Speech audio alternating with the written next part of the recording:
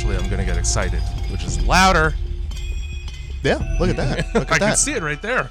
Right there on the whatever kind of graph you would call that. This is a noise graph. It's just a noise graph. That's the scientific term. What's going on back there, One of my Russell? cats is opening a bag. Yeah. All right, that's cool. We need... Well, she's shooting an unboxing video. We're in a streaming house. Hold on. Let me get it. Get out of that bag. Well, maybe she wants what's in the bag, though. All right. What is this, a podcast? It must be. Something like that, anyway. I just showed up. What are we doing here with this? Well, you got the microphone in your hand. You talk into it about things, subject matter, Oh, boy. information, highway, super highway. This seems like a lot. This seems like a lot to get my head around. Yeah. Well, it's a learning curve, like as with anything. But you could probably self-teach. Okay. Well, I mean, whatever, man. We'll go at it like apes then. Yeah. The cat is in the box. You may I hear don't know that. how audible that's going to be. It might be. From time to time, you may hear somebody shuffling a cardboard box around. That's my cat. Yeah. She's trying to organize the room a little, free up some space. Fix its chi. Yeah. This place has got some bad chi. Mm-hmm. We need some good chi. Let's get the good chi. Let's get some chi up in here. Yeah. Some chi-chis. Yeah. Cha-chas. Sounds like what parents call their genitals. At a daycare? Yeah. Well, they shouldn't be talking about them at a daycare. It's got to be inevitable. No, it really doesn't. Daycare, unless you're like, hey, I was touching that chili pepper and then I took a pee and now my cha-cha is on fire. Yeah. The chi-chi is fine, though. Well, yeah, it wasn't a number 2. Didn't have to wipe. Yeah, it didn't touch the chi-chi. The chi-chi, the cha-cha, and the choo-choos. Milk, lemonade. Around the corner, fudge is made. And then I would like to also welcome you to our very serious horror movie podcast. Wherein we don't make any immature jokes whatsoever. No. About shitting especially, not that. And we certainly wouldn't take up the first 3 minutes of the podcast to discuss various parts of the body and in foreign langes. Such There's illicit got to be a detail. language somewhere. Dark roast, grindhouse movie. I forgot what's going on. Look, I got a lot on my mind. Yeah, got a lot on my mind. I'm a deep thinker. Mm-hmm. This is the Grindhouse Movie Club. It sure is. And which movie are we doing this week? This week we did probably like the darkest, most serious movie so far on this entire podcast. Absolutely. And like it is dark. And it is serious. Mm-hmm. I got some factoids about this film. Yeah. And we are going to need to take a moment of silence later. For all the war and atrocity that it represents. Yeah. In the whole movie. We are going to have several moments of silence throughout this podcast. Yeah. So. Out of respect. Or, yeah, sure. For the sense of humor that was lost in the making of this film. Absolutely. 28 days later, folks. Which is one of the best movies ever, in my opinion. Well, I mean, Jay's just a huge fan of the first 5 minutes, but yeah, I was thinking about how difficult it was gonna be to like make anything funny when the movie starts with a real ass monkey tied down to a table, being forced to watch human atrocities on repeat for 24 hours a day. In a very compromising position too. Yeah, he's splayed wide open. His shame was just out there. Yeah, like he's gonna starfish missionary. Before we talk about monkey genitals, I would be remiss if I didn't mention darkroastcult.com, which I have mentioned earlier. Mm-hmm. You almost got the whole sentence out. Haphazardly. Look, you handed me a beer. I haven't even opened it yet. So that's what we got going on. So it's going to start, yeah. Go to darkroastcult.com. You may find a new pin up there. No shit. Featuring a ghost and a spill. Mm-hmm. I'm not going to tell you anymore. You just got to go check it out. Yeah, it's very interesting, and I enjoy that design a lot, actually. You may also find coffee. Yep. Oh, is there actual coffee there now? I don't know when this podcast goes up. There might be. Oh, God knows. All right. You know what? God willing, there might be coffee. Mm-hmm.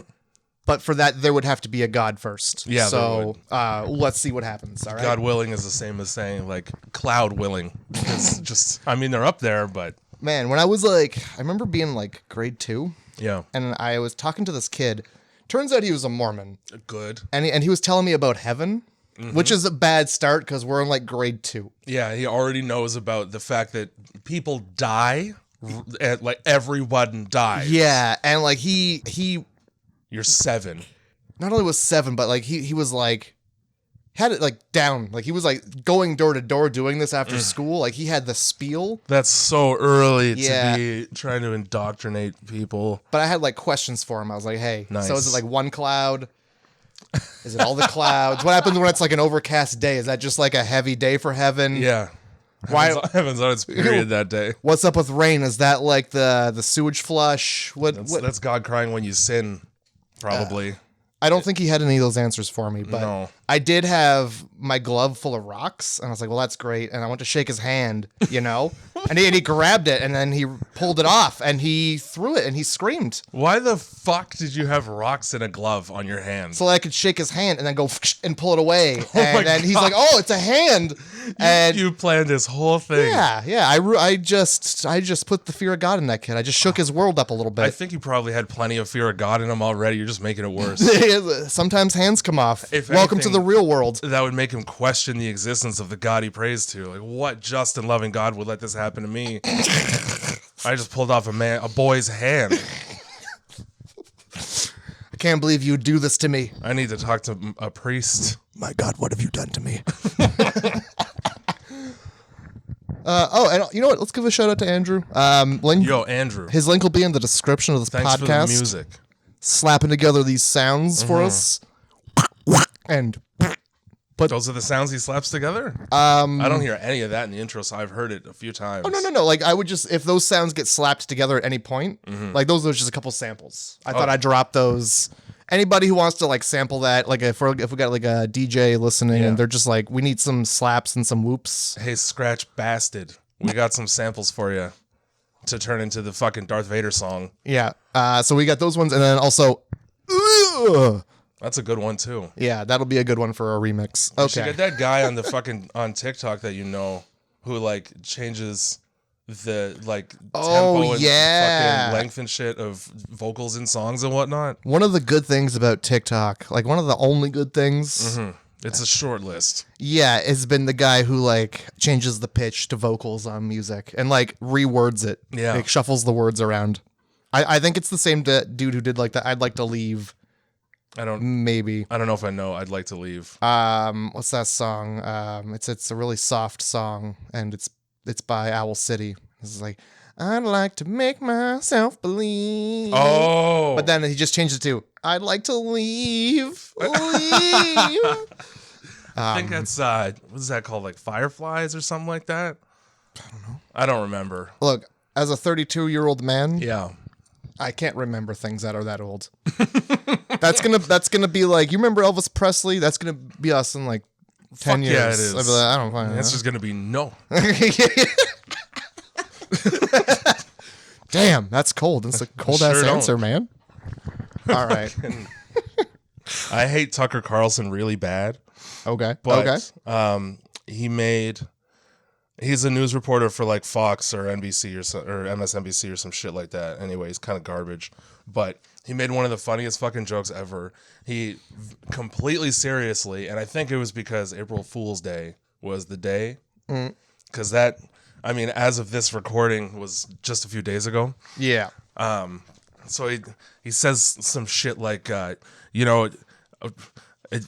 fucking we just saw we have footage of Michael Jackson being interviewed on a news station with What? no explanation or anything. The real Michael Jackson, who was claimed to be dead over 12 years ago. And then it just cuts to Nancy Pelosi's fucking eyebrowy face. It's like the most disrespectful thing. Hey, you look like a bony pedophile. Oh no. Jeez Louise, Tucker. I saw that shit at like 8 a.m. and it made my day already. That is some disrespect. And like, I'm sure that like after the day was over, like he's still going to be hearing about that. Oh, fuck yeah, he is. Because that's not like an April Fool's joke. That's just rude.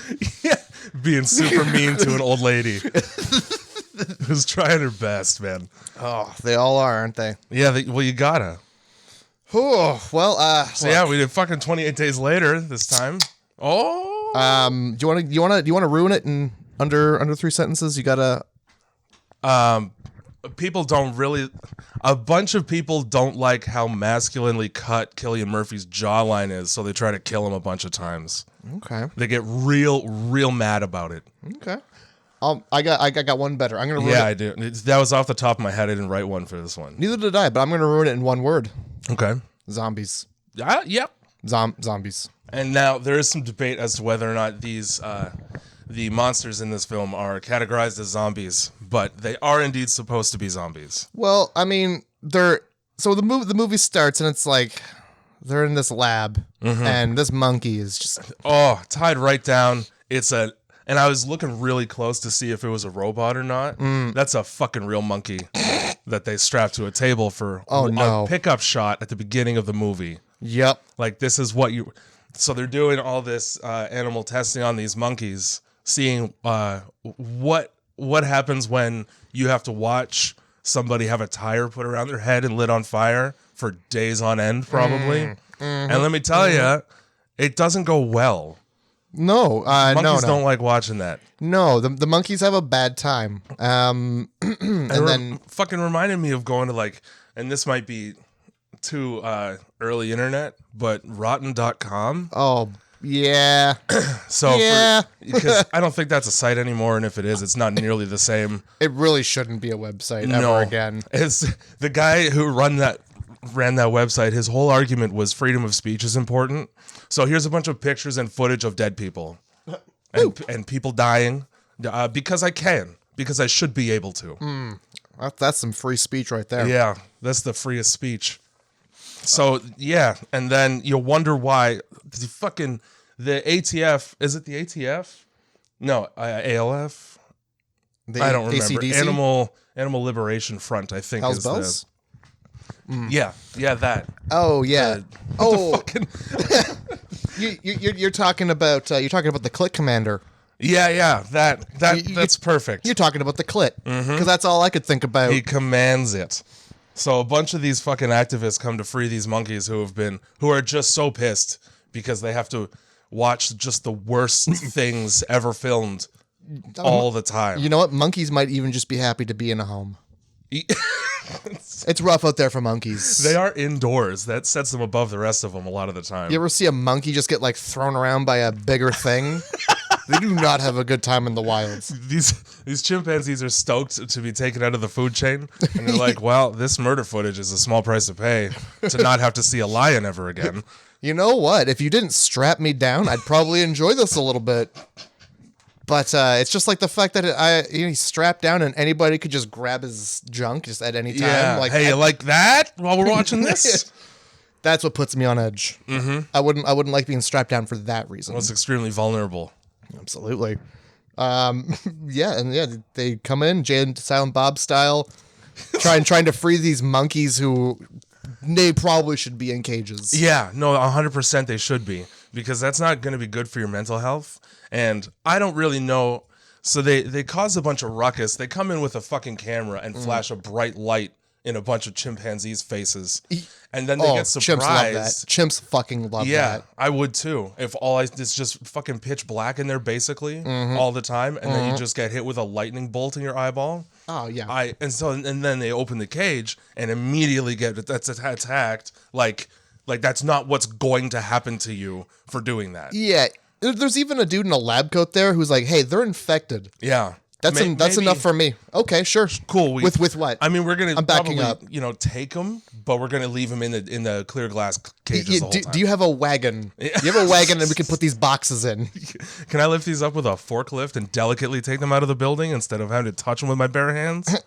It's just like he's in a they should have listened. If a dude, he doesn't have to be a scientist. He's got a lab coat and he's in a lab. Yeah, he's clearly terrified about the potential of these monkeys being released. Yeah, maybe take note of the man being like, wait a minute, those are some angry monkeys. Yeah, and so I don't care. You're in a science lab, right? Mm-hmm.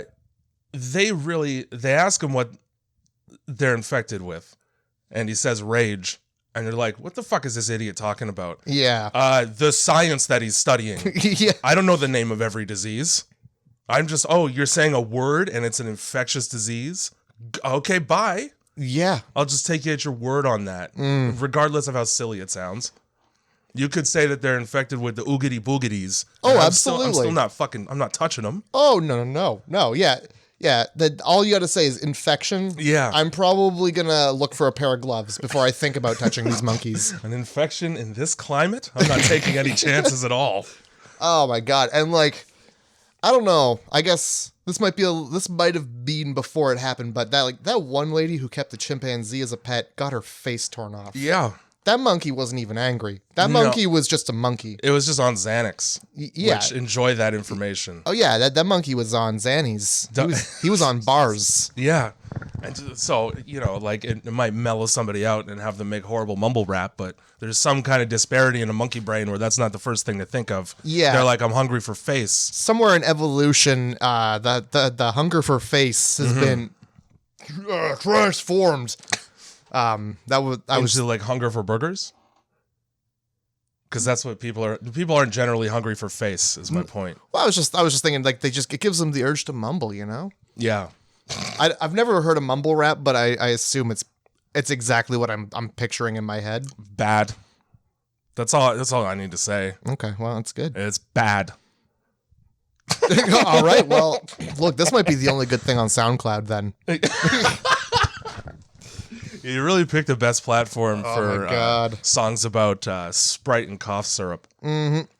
I did note that in this like little fight scene where the guy's like, "Hey, don't let those monkeys out." Mm-hmm. What do? Do they kill him or do they knock him out or something? Because he grabs out of anything in that whole lab. The dude grabs a stool. Yeah. Not the greatest weapon. No, they're heavy on the end you're trying to swing. Yeah. And then that end is padded, so you can't use it. And the other end has got little prongs on it. So what are you grabbing onto? Just like tiny hollow legs. Yeah. You're not going to do a whole lot of damage there. No, and yeah, there's pad on it, and it also like spins. So like it's like the flimsiest weapon that you're never going to get a good aim on. Yeah, you could have like a regular chair would have been the best. They're probably rolly chairs anyway. Yeah, but so yeah, he grabs a stool out of anything. Mm-hmm. But they let the monkey out, and then the lady just opens the cage and is just like looks at the monkey like, oh, here it comes. Arms outstretched as if, oh, this monkey's really excited about a hug. Yeah, as if every monkey she'd seen had just been like Curious George up until this point. He's like, oh, dude, he's just curious about this. Come on, friend. I should have brought my yellow hat. They're used to people with yellow hats. Yeah, that's why he got pissed. Where's your fucking hat, woman? Yeah, and then so she gets bit, and then she promptly spits blood. Yeah, that's all over the place. If I ever get bit, the last thing I'm doing is spitting blood in people's faces. Yeah, it doesn't matter what, you don't want to transmit that, and it could be a mosquito bite. You could, I bet you malaria is blood transmissible. Nobody bites anybody, unless they're trying to transmit some sort of something. That's just nature. Yeah, so that happens. And then cut straight to Cillian Murphy. Penis out. Right out. 28 days later, penis out. So he's been there, obviously, 28 days later. A long time. Yeah.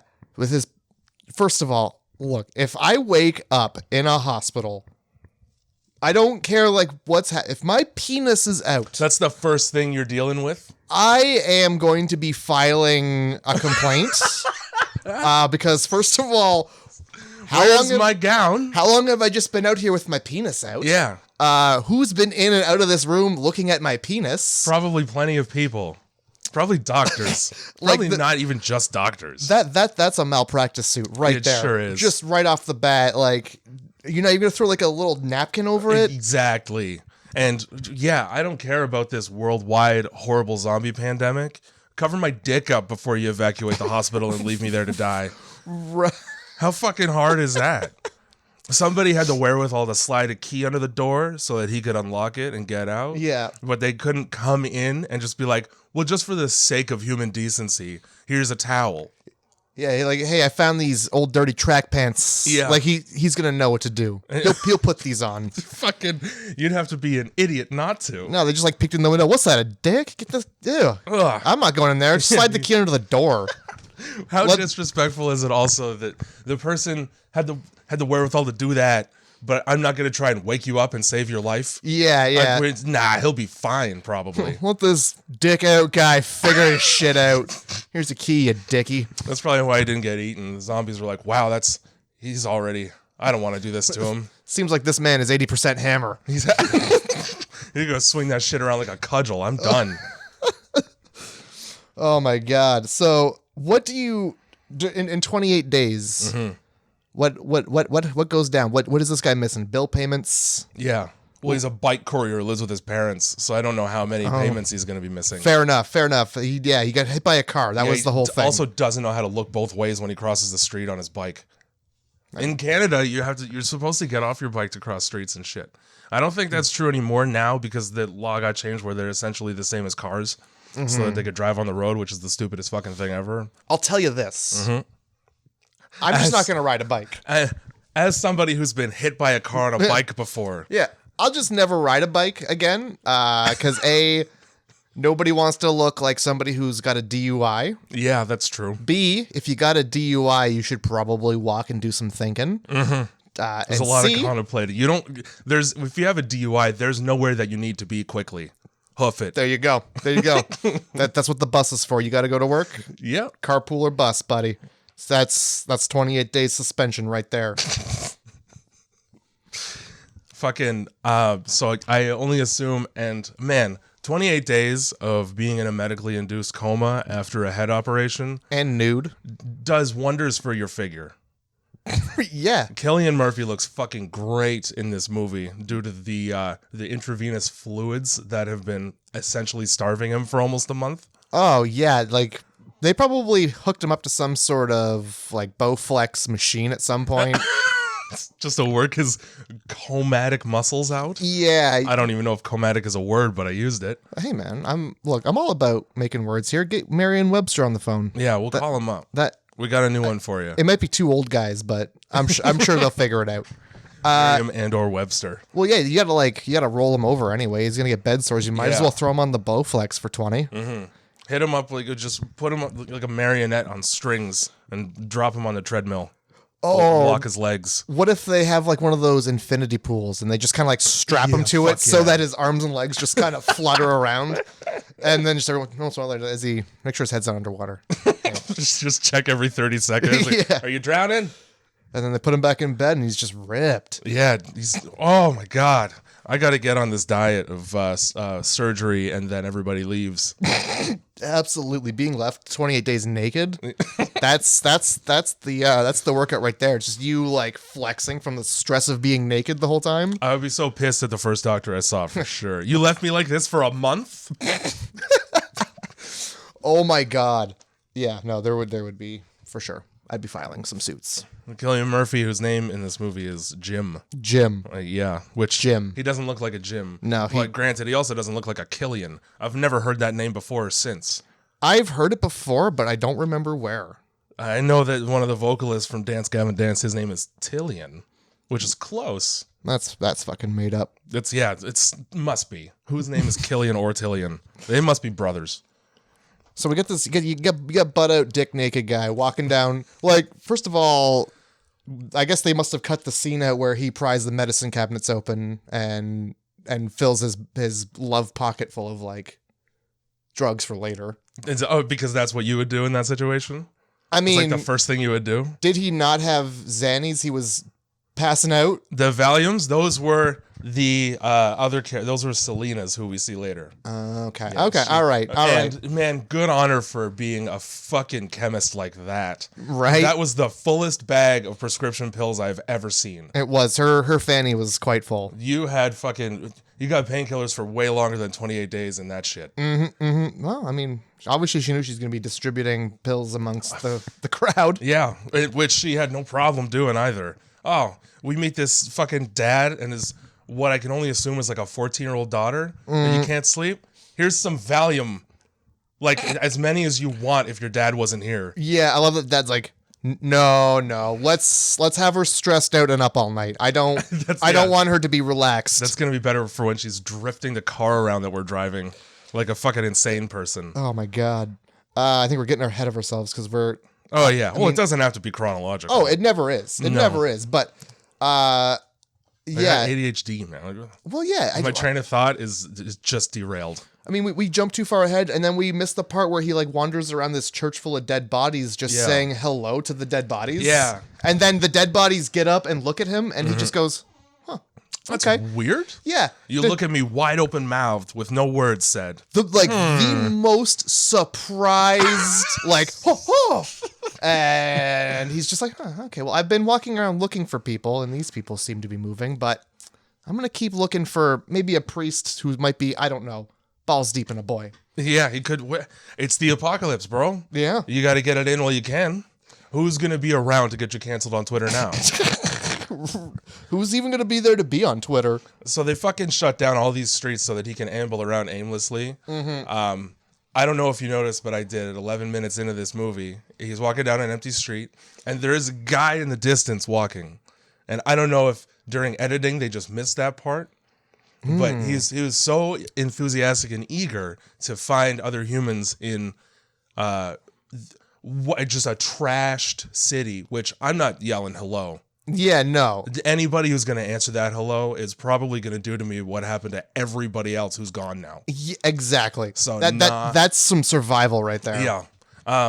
This Jim is the only one with half a brain for half of this movie. And then he makes like one big mistake, but the rest of the movie, he's smart. So yeah, goes into this church. Why are you going into... You're going to find, if anything, the best thing that you're going to find is a bunch of people who committed a suicide pact. Because that's where you go to do that. Basically. When this is happening. That, or you're going to find religious fanatics who have for some reason like you, been locked naked in a room. Yeah, and they fucking wrap your brain in saran wrap probably when they're done with you. Yeah.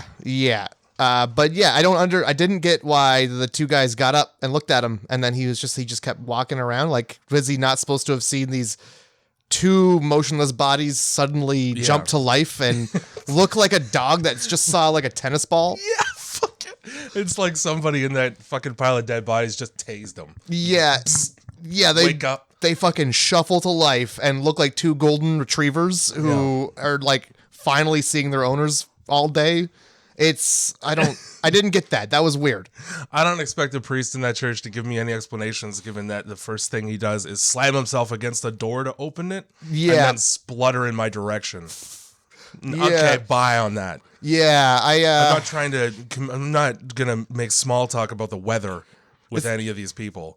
Yeah, you get the priest playing No Arms Day there and trying to get that door open. I probably wouldn't want to have a conversation with somebody who participates in activities like that anyway. No, and I like that it took all of like 30 seconds for Jim to, having gone to the church, I assume to find some kind of like respite and salvation and understanding, truck this priest in the face with a bag of Pepsi. Does he ever? Everybody just gets smashed in this movie. I forgot about that. It reminded me of a story that I was told in high school. Okay. A friend's dad went to prison, and while he was in prison, he fashioned himself a sock full of locks. Oh, okay. Did a similar thing to a gentleman. Oh boy. But that's the first thing I thought of was like, yeah, he definitely has like a sack full of old Pepsis that he just wallops this priest with. Which is the only useful thing to do with those Pepsis in that situation. They're old as fuck. And then also, I mean, it's like a Twinkie where it lasts forever. But with that being said, you're waking up super dehydrated, as clearly evidenced by the fact that the first thing he does is just chug one and spill it all over himself. Yeah, that dude's sticky forever now. Yeah, no clean clothes to be seen anywhere. Even if you showered, it's like, did it really? Pepsi syrup. And that's not going to help you quench your thirst. No. Find a bubbly. Absolutely. You got a vending machine right there, like a fucking soda water in that shit. And like, even if that, like, just maybe save a couple of Pepsis for later, find some water. Like, yeah, there's got to be some around. Who wakes up and chugs a Pepsi first thing in the morning? People who have a very long day ahead of them. Look, if you're listening to this podcast and the first thing you do is chug a Pepsi in the morning, hit us up, grindhousemovieclub@gmail.com. I want to know why. I want to know your reasoning and what. And it's fucking why. Yeah. Like, I understand maybe having a water first, but come on now. What the fuck? You heard? Okay, good. I thought I'm. Yeah, and you're not hallucinating. There was like a truck honking or something out there. It sounded like a maritime boat passing through a lock. What the fuck was that? I didn't know that you lived next to the Welland Canal. I hope the microphone picked that up. That was that's my tugboat. It did sound like a fucking foghorn. Yeah. Whose truck has that? Skipped over the part where, as he's walking through this city trying to find people, he passes like a 9/11 wall of missing people. Oh, he does. Pictures. And he picks up a postcard, and somebody's written a fucking Bible verse on it, which is like the rudest thing to do. Yeah, it is. To a missing person's wall. Oh my God. You might as well just like walk up to the family of these missing people and be like, they deserved it. Nah, how about some Jesus? Yeah, that'll help How about some Jesus? It's like, that's like drinking bottled water in front of an African refugee. Mm-hmm. The Bible isn't going to solve the problem I'm having when my son's missing. Absolutely. I'm not going to bother reading because I'm looking for my son. Yeah, I have way more important things to do than save my own soul here. Like the whole Bible, too long did not read. Yeah, it's like a fucking Lord of the Rings novel. I don't know why. Mormons used to hang around my old apartment building and they'd like pass them out, and I'm like, for real? Like, you don't have this condensed into a sheet for me that I can just put in a garbage as soon as I go around the corner? They do, and people get into my building and put them in the elevator all the time. This is why you don't need to live in an apartment building. Oh my God. If you're not religious, there's no need to live in an apartment building. That's all that's there. Yeah. It's just people who are trying to just make one big religious apartment building by... It's so fucking... It's one of them. The one I saw, and this was like a week and a half ago. They put them up right... Because there's like these placards that are just... they're tacked to the wall so they never move, and they'll stick them on top. The back side of it has all of this shit about like getting your life saved and repenting. But the front is a math problem. It's like, what's 10 plus 290 plus 2002 plus 185? And then you flip it around and it's like, the answer is Jesus. I think mathematicians would argue. I don't know. What'd you go to school for there? If the answer's Jesus for you. Oh my God. Oh my God. So I thought it was a suicide pact at first in that church, but I did some reading about it, and apparently that's just like a place to store dead bodies for people who believe in God. Yeah. As if like proximity to the stained glass that it catapults you up into heaven as opposed to the long walk up the steps. I figured it was more like some priest is going to bless this. Yeah. Here you go, Tommy. Sprinkling holy water around from the balcony. Like, I hope I get everyone. Here you go, Fada. Just hook it up to the, to the fire extinguisher sprayers. There you go. Just bless them all. Just kiss the fire alarm before you pull it. Oh my God. The Father, the Son, and the Holy Spirit. So I think we can all agree lighting zombies on fire, you're just making the problem worse. Yeah, you're making it like an area of effect problem as opposed to a very localized, like mouth-related one. Exactly. And like, because zombies, I don't know if anybody's noticed this, they don't care if they're on fire. No, they don't give a shit. They're hungry for meat. And you know what? Fire, it's just not going to get in their way. I'm sorry. I could put food out for my cat and then kick her in the face, and she'll forget because there's food out. That's how much zombies care about being on fire. I'm you know, you took it there, and I see where you're going with it. Not that I would ever kick my cat in the face. I feel like you hit the ramp and then the cart just flipped, but you still landed on the other side. So yeah, I did. I'm going to give it to you. Good analogy. I don't even care. I'll give it to you. In addition to trying to solve a problem by creating a much larger one, blowing up a gas station might attract some zombie-related attention to your location. Yeah, absolutely. So Jim meets fucking Mark and Selena here, who have Olympic gold medals in shot put, apparently, with the way that they're accurately throwing these Molotov cocktails. Oh, well, they've been throwing Molotov cocktails for at least 28 days. They're fucking 2 for 3 on throwing these. By the way that father knows his scotch, that child has thrown a fair amount of bottles. That child has been let in the streets while their father's passed out in the armchair. Fucking dad knows so much scotch. Mark, as they take refuge in a fucking one of those weird convenience stores that you see at like a rest stop or in the side of a mall that has just lottery tickets and nothing else. And Mark fucking tells the best joke at the best time. Like you just got through running for your life, literally. Yeah. And then he tells a joke about a fucking guy and a giraffe walking into a bar. What was that joke? A guy walks into a bar with a giraffe. They both get pissed drunk. The guy gets up to leave after the giraffe passes out. And the bartender says, hey, you can't leave that lion there. And the guy says, it's not a lion. It's a giraffe. I fucking love it. That guy became my favorite person in the entire movie right away because he doesn't even take his fucking gas mask off to tell him, and he's within 2 feet of Jim's face. Like, that's the most intimidating, scariest time to try and make me laugh. Yeah. And then he gets, like, disappointed that he doesn't laugh. What do you fucking expect? He's just trying to brighten the mood. There was so much death and fire. He's just like, hey. I'm staring like a fucking Chernobyl survivor in the face.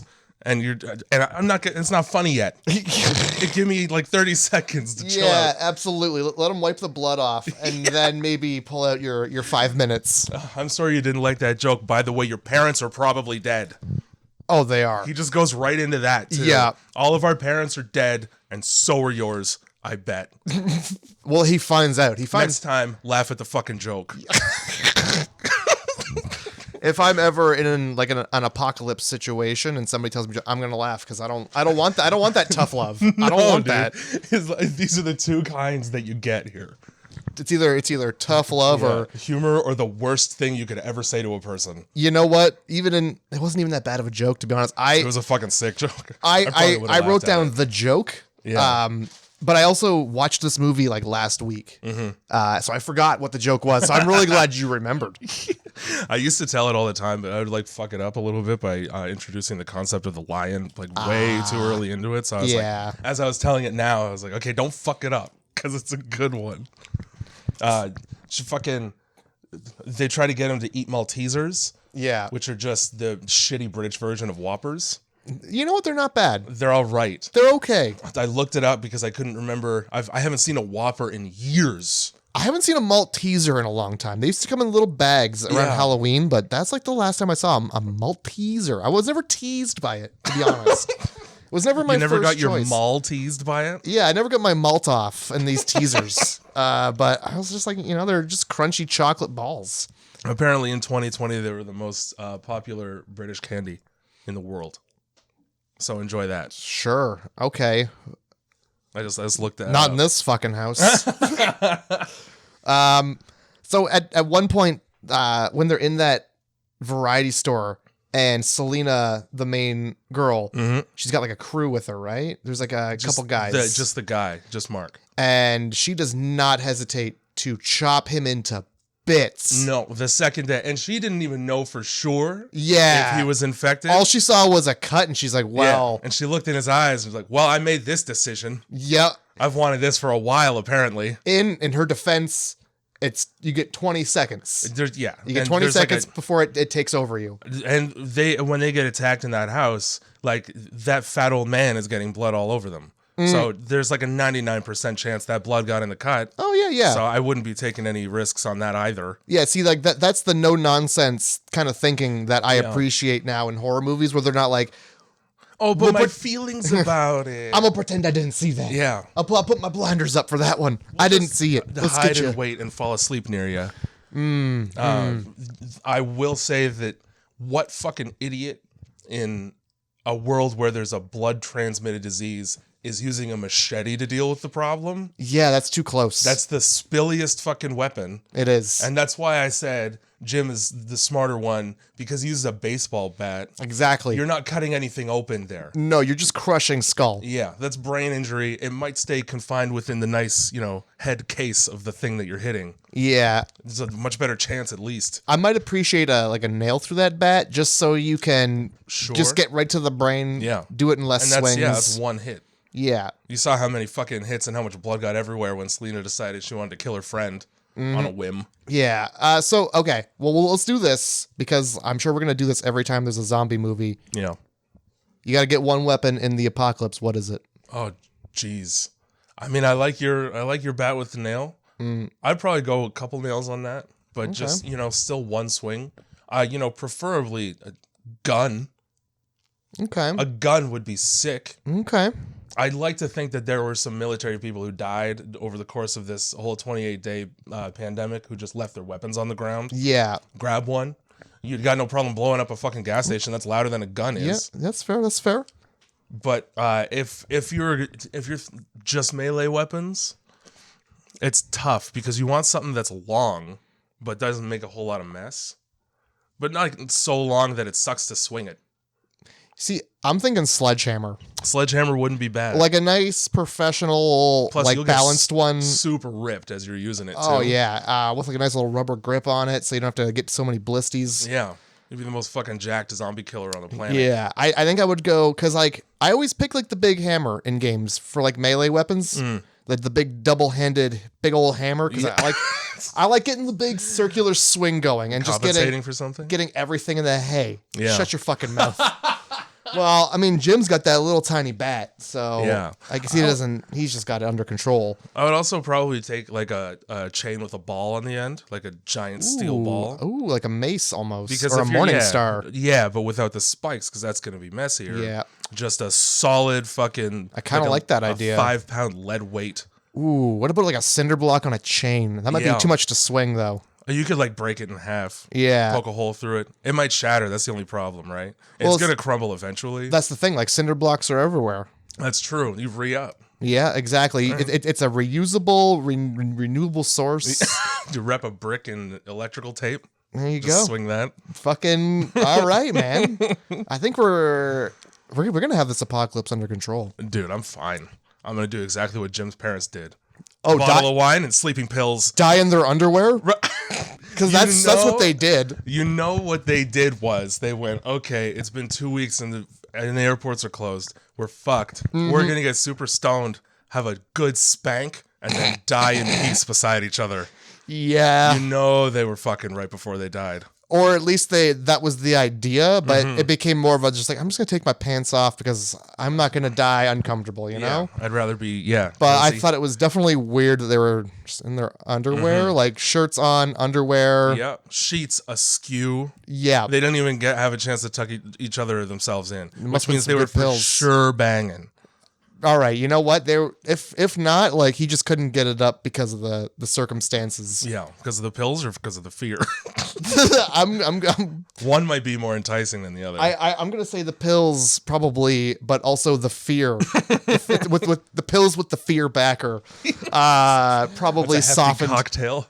That and like just the age, you know. Yeah, they were old. Like, well, oldish anyway. Had he died like with an erection, do you imagine that would just rigor mortis up there? I think it does. You know what's funny is because he's wearing boxers and they were doing that thing where they bunch up in the center and it almost looks like a hard dick. I'm gonna tell you, I didn't look that closely. I didn't look for very long. I was like, is that a bone? Okay, well.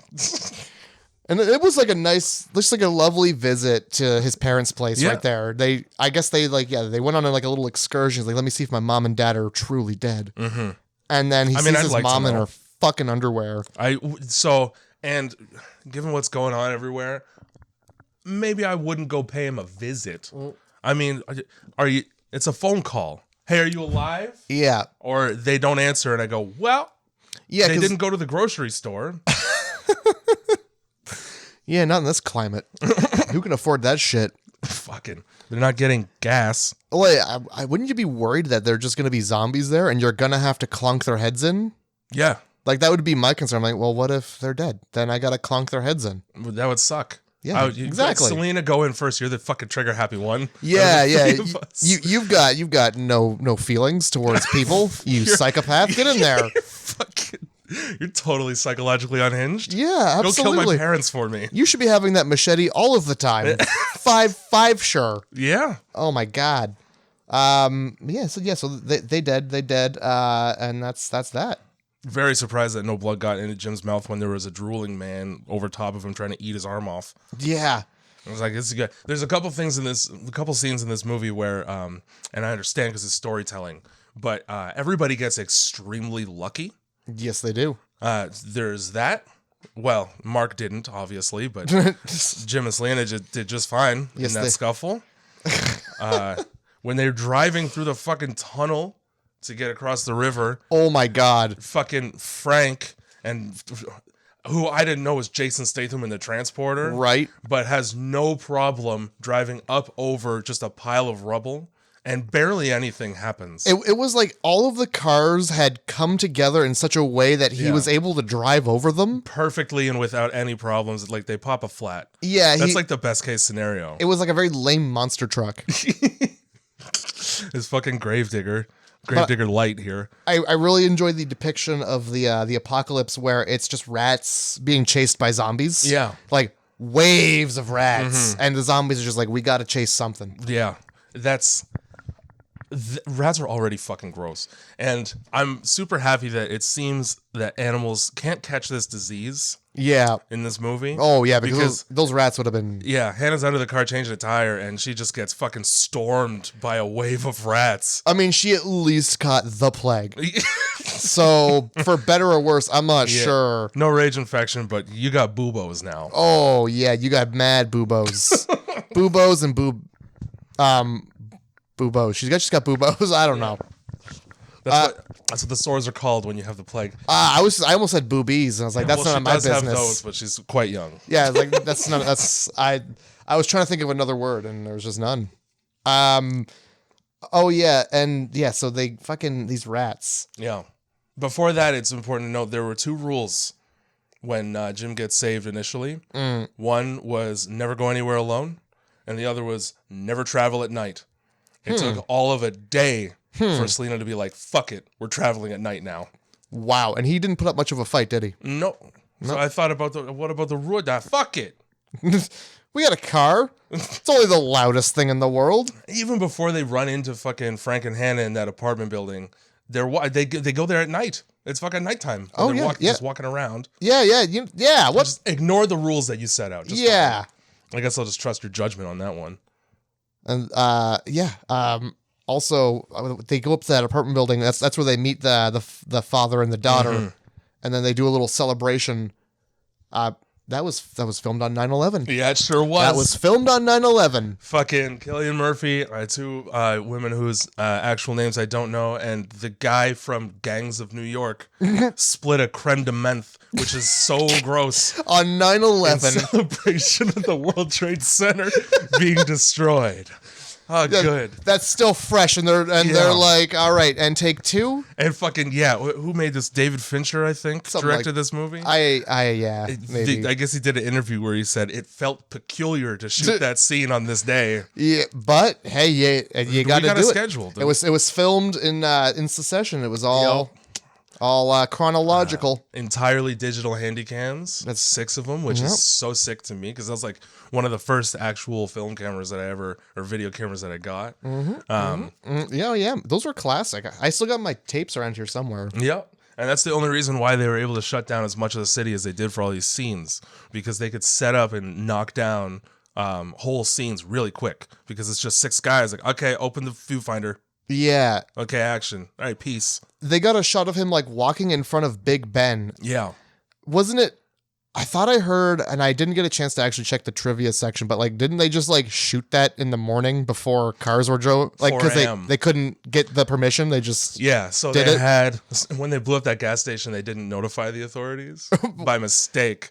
So they were just like, oh fuck, and a bunch of cops showed up. So they would have the police shut down sections of the road at a time, super early in the morning.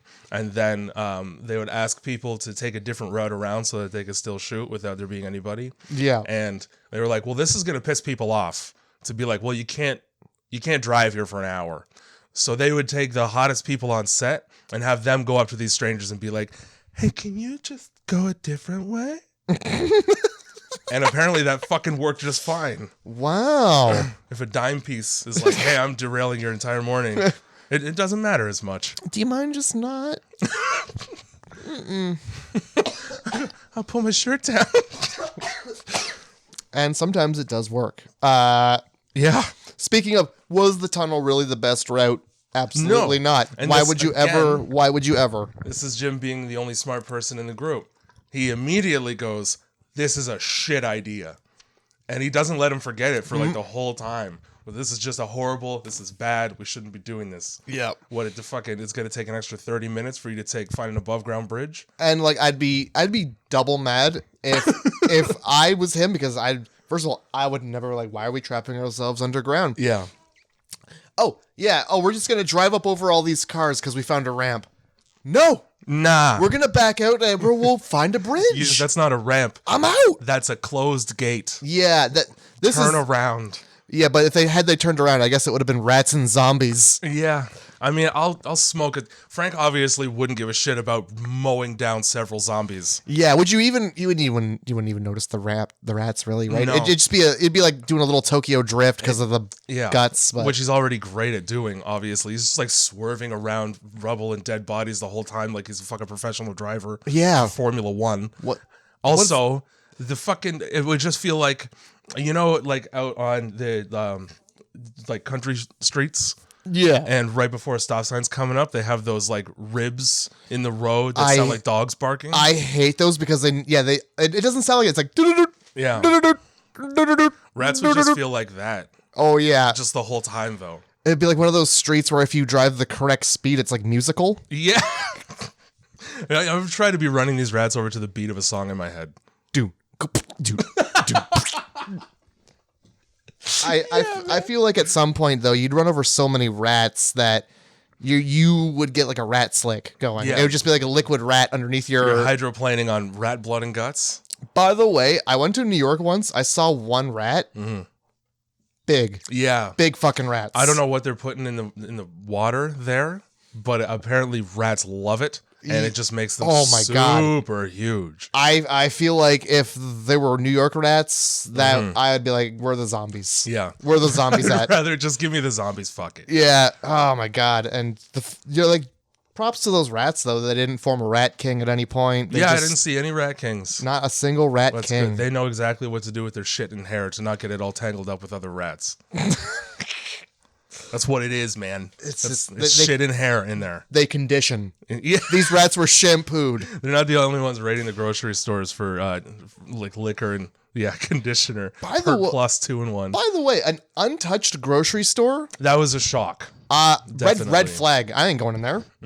That's bandits leaving it untouched so people come in. That's zombie land right there. You're gonna get Emma Stone and her sister with a gun. That's true. Yeah, I forgot about that. Yep.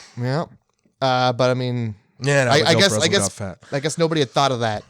Yeah. Well, I mean, look, Frank loads his arms full of scotch in that grocery store. Yeah, he does. Saw that scene and I was like, I could wrap my head around taking a couple risks in order to do that.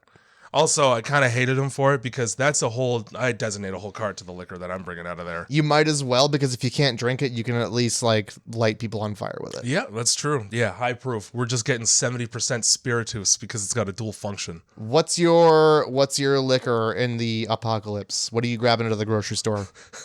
Anything I can drink with my mouth. All right. I guess you're just not. I'm not picky when I might die in my sleep. Okay, so what's the first one you grab then? Where are you taking that cart first? Well, I wouldn't be going for scotch. No. I would probably go for the wine section and get a bunch of 4-liter boxes because they're gonna last the longest. Shit. Because if you're getting bottles, like if you're getting 1.5-liter bottles, that's gonna take up more like space. Yeah. Eventually, once you get to 10 or 12, which I would on the first trip. And on the first trip. Yeah. Yep. Okay. Load up the car. I'm gonna go back in for a sec. Boxes of wine. That's 4 liters, and it's in like a fucking box the size of a sheet of paper. It's like an 8x11 box. You know how many of those I can fit in a trunk? This is some math right here. This is some apocalypse wine math. Don't think I haven't thought about how loaded I'll need to be when I'm scared for my life all the time. See, I would go with something I need to drink less of. You're doing hard liquor. I'd probably kick the door in and look for like the cases of Jack. Mm-hmm. But so this is the thing, right? Like you could do that and that would be great. You're going to have to find a lot of places to have diarrhea. Privacy. That's generally, if I tell people I'm having diarrhea, I get the privacy. They give you a pretty wide berth after that. People aren't peeking when I'm having when I'm having diarrhea. There's just it's nice that way. But so in that case, it needs to be something you don't have to mix. Because then it's like, oh, I'm getting sodas too. Okay, that's fair. Exactly. You know what though? I could do Jack with like a little bit of water. Mm-hmm. Just as I could wrap my head around vodka straight. I'm gonna get sick of it eventually, and it's gonna rot your teeth right out. Oh, I don't think I could do that. I don't think I could do vodka. I haven't been able to really drink like dark liquors heavily because they just that's a 2-day hangover for me at my age. Okay. So I just don't do it all that often. Everything gives me heartburn, so I just don't drink anymore. Yeah, this beer, I'm probably gonna get heartburn later. Off of the one beer? Hey, it's life. I am much aged, so it's. Before they leave the apartment, and this is important to me on the topic of liquor. One major plot hole for me, the drunk, is he's got all these fucking buckets to catch rain on the roof of the building. You didn't have that many buckets in your place, which means that you were raiding other people's apartments in order to find buckets to catch rain. Yeah. You're telling me nobody in this apartment complex has something better than mint liqueur? God damn it. Do better. God damn it, Jay. He goes, it's not much, but it's something. And dude. It's not even like it's his dead wife's like mint liqueur. Like, first if of there's all, any sentimentality there, don't split it with strangers that you just met. Yeah, and that also as well, he was pretty excited about that scotch. You're telling me he's not gone and got scotch? Yeah. He doesn't just have scotch around? You know what? I bet he's like, yeah, we got this old dirty mint liqueur for the visitors. Yeah, don't tell him about the 12-year. Shh, that's for Papa. It's been 28 days, right? He just had a particularly bad week the first week. Yeah, that's fair. That's fair. And so he knows shit about his scotch when he's picking it out because he's explaining about the fucking peaty top notes and aftertaste. Yeah. That's a Lagavulin. So to your point, he must have some around. Yeah, absolutely. My other qualm, none of that fruit in that grocery store was rotten. All of the fruit but the apples. Okay. Which is what he grabbed. And so he looks at the apples and he goes, irradiated. Like he's just stoked for this horrible GMO apple that he's going to shove into his face later. I wonder if, because I watched it on Disney Plus.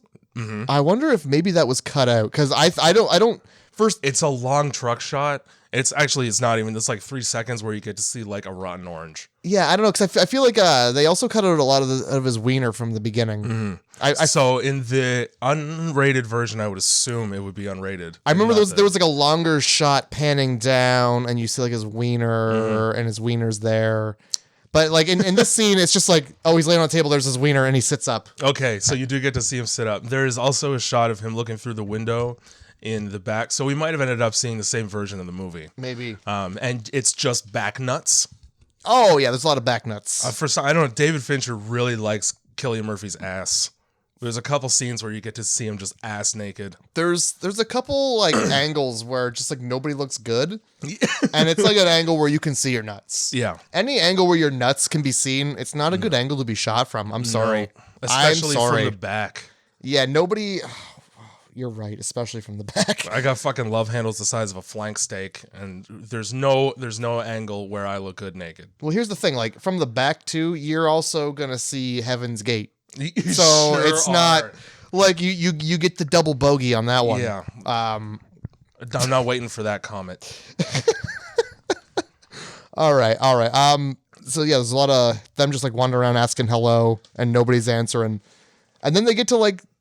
Oh yeah, do we even say like why they're traveling? We just started ripping on everything. They hear a recorded message about the key to salvation is here or something. First of all, I could tell you right on the balcony listening to that somebody's going to get raped if I go there. Whoa. Well, yeah, that's the thing. You never know. That's why key to salvation. Yeah, the word salvation. It's either rape or it's poison Kool-Aid.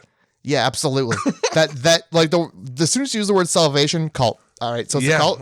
So it's a cult. It's a cult with a radio. Great. No worries. Yeah, let's not go there. Clearly, it's a shortwave radio, which is even worse because then it means like it's a fucking probably backwoods hillbilly cult with no electricity. Oh yeah, absolutely. I might as well just stay here and just be thirsty because it's not raining. Yeah. We'll ignore the cult who is asking for people to come and visit for their salvation. And this is why I'm pissed at Hannah, because the three adults here get into an argument where it seems like it's settled that it's a bad idea to chase down this radio broadcast. Yeah. And then she has a naive and pure monologue that changes everyone's mind.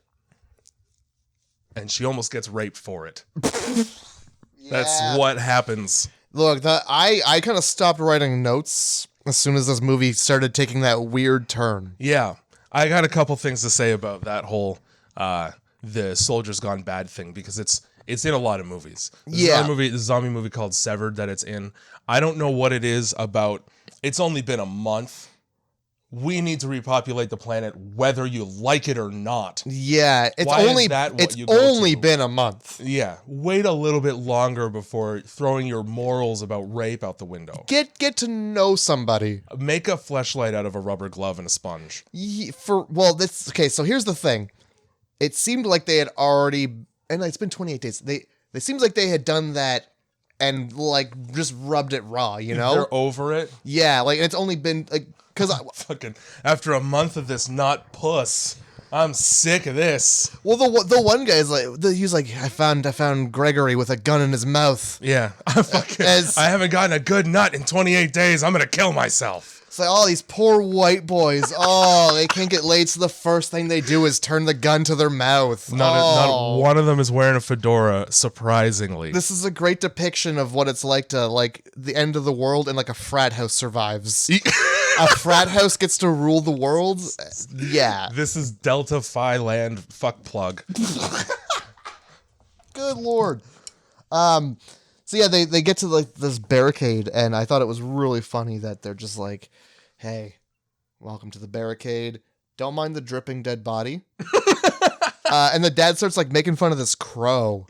Yeah, dude. And I gotta tell you, I don't fuck around with birds all that much. You shouldn't. Crows are really fucking like big assholes. They are. They really are. They're the worst. If you've ever been to Woodstock, I believe I've mentioned it on a podcast before, but they have the highest crow to human population in southwestern Ontario. God. In like 2014, they did a survey, and there's like 30,000 of them there. So much so that there's a guy that drives around with essentially a giant firecracker gun and just shoots it up into the air to scare them off. I love it. I can't remember his fucking name. I wish that was my job. But yeah, he didn't even need money. Oh, he's a vigilante. Yeah. That's great. He's like the Batman for crows that everybody hates because they're a nuisance. He's the guy who's seen the birds too many times. He's like, well, I know what this is about. Yeah. It's time to put a stop to this. That's a firework gun, by the way. It's all good. It makes sense. Absolutely. They get to that fucking barricade, and the first thing the fucking Frank does immediately is put his open eye in the direction of a dripping dead body from the sky. I thought, yeah, absolutely. You deserve to have... By the way, the precision on that dead body's blood spray... Yeah. Right into your eyeball with one drop. Boom, headshot. And it's a one-hit kill right there. It really is. And like the odds of that drip hitting your eye... Yeah. So slim. Yeah, but like... So unfortunate for him. They didn't bother to clean the body up. They just left it there to drip, which is... Which up top, so it's dripping on people. Yeah. That are coming through to, follow the radio broadcast. Yeah, you're kind of screwing people over. You're kind of being it's a little bit of a bad host. Bad host right there. We're going to wait until Frank gets infected in order to announce our presence and come out and save you. Yeah, absolutely. Yeah, they definitely, if they would have taken like 2 minutes to not and just like hurried it up. Yeah. Probably would have saved Frank. But yeah, the second he got a drip in the fucking bushes and they're just watching like, let's see how many people die first. Yeah. All right. Let's see if one of these guys is going to get that drip. We got him. All right. Guys. Spring into action. It's been a while since we've killed somebody. Let's do this. It's go time. Which, I mean, given their attitudes, may be intentional. Yeah. The more you think about it. I had a thought that I wasn't 100% sure that they were military.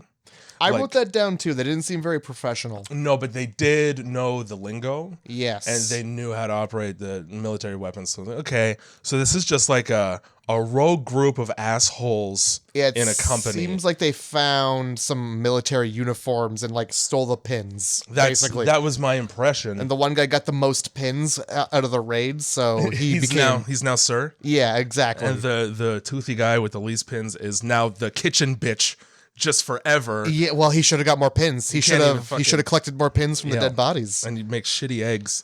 Oh well, he didn't make shitty eggs. The eggs were shitty before he made them. They did look pretty tasty, to be honest. First of all, if I sit down to eat and you pull a thing off a lid and like, oh, it's omelets. There's like 10 of us. Yes, that better be a giant fucking omelet. You made omelets, and there's not even anything in them. I didn't see a single onion or green pepper in those. No. It's like the blandest omelet ever. It's not an omelet if you just scramble eggs and fold them. That's not an omelet. An omelet has to have things in it. Yeah. No, that's just an egg book. And after watching Dave England do the vomit omelet, I can't. I can't do omelets anymore. I like eggs. I just don't eat them very often. I like eggs. I just don't care for thinking about vomit while I eat them, I guess. Because like the chunks of pepper. You don't have much of an option on that. Yeah, well, I did that to myself. It's just like he says when he finds out that they're bad, that he knew. He's like, just put more salt on that shit. It'll cover up the vomit taste in your head. Yeah, that would be something a fucking Chad would say too. Yo, bro, just if it tastes shitty, just throw some salt on them. Yeah. Yeah, I made these shitty eggs. I thought we'd just throw some salt on them. Yeah, bro, I just found these shit eggs down there next to the butt plugs, bro. Next to the butt plugs? Thought I'd paddle these up our ass, but maybe we'll just cook them for the guests. Yeah, we want them to feel like they're being wined and dined before we violate them horribly. Get them some of them cold beers that we keep next to the dirt. Yeah, that's just a castle full of Chads. Frank would fit right in the way that he's pawning off the shittiest liquor in his house on people. Oh, yeah, he would. Too bad he didn't make it that far. He would have fit right in. He probably would have. What with, his daughter being the piece de resistance there, the belle of the ball. Oh, his poor daughter almost gets a train run on her the first night that they're there, and so does fucking Selena and just everyone with a hole. Yeah, so this movie took a turn, and it was just kind of like a, holy moly, when are these guys gonna die? He just goes, I promised them women. Yeah. Great company leader. And to ensure that these are the guys that look up to you above everybody else in this horrible situation. And yet, not just put your dicks in whatever and don't care. It's not a professional promise. Is it going to make you happy? Cool. Yeah, for 5 minutes, and then you're going to need something else to put your dick in. Given how long it's been since they banged, it'll probably be like 30 seconds. Yeah. Before they get to this barricade, they have to refuel. They got to get gas. They do. Cillian Murphy makes the only stupid decision I see him make in the entire movie. Is that where he bludgeons the child to death? That's where he puts himself in a position where he needs to by wanting a cheeseburger. Yeah, he does. He walks right in there being like, we don't have any cheeseburgers. Oh, yeah, it's been 28 days since this place has been open. They definitely got good, fresh cheeseburgers in there. Yeah. They're not even, there's no way there's an edible patty in that entire diner. And then he just goes in there. He's like, I'm going to bludgeon something to death. Yeah. Well, he gets fucking jumped by the quietest child on Earth when it's running. Oh, yeah, and he doesn't even check to see if it's not a zombie. He just bludgeons that thing to death. Pins it right down and hits it with a bat and then tells nobody like a psychopath. And like, as if they wouldn't be able to relate, they definitely all would. Yeah. Frank fucking beat the shit out of 2 zombies in the stairwell when they found him. Yep. And with also like, that's my outfit. Riot gear and a shield. Mm-hmm. Fuck it's a good one. It's a good one. You couldn't have found an assault rifle while you're there. You go to all the trouble of like, obviously volume is important. That's why you stacked all these shopping carts up at the bottom so you can hear people climbing up them. And just get the gun out. You might as well. You don't got to get that close with it. I don't know if you knew or noticed, but he just has a huge stick. I did notice. It's a huge stick with a nub on the end. Well, that guy's a fucking Neanderthal, and it's so amazing. It is. I mean, the fact that he made it that far, into the 28 days, he knows how to wield that shit. He's with either a lead anchor of a daughter the whole time too. You know she's not helpful. No. See, I kind of like I'd seen this movie a long time ago. It took me took me a while to remember all the things, but I thought that they were gonna be like military something up there, but then it ended up being just like a dude and his daughter. Yeah, it's like Christmas lights trying to keep it festive on September 11th. Yeah, trying to keep the moods up after the just those images being burned into your brain of people falling out of a building. Given the quality of apartment that he lived in, I'm sure he had that stick before the pandemic even hit. Yeah, just for self-defense in that building. It probably was propping his door closed at night.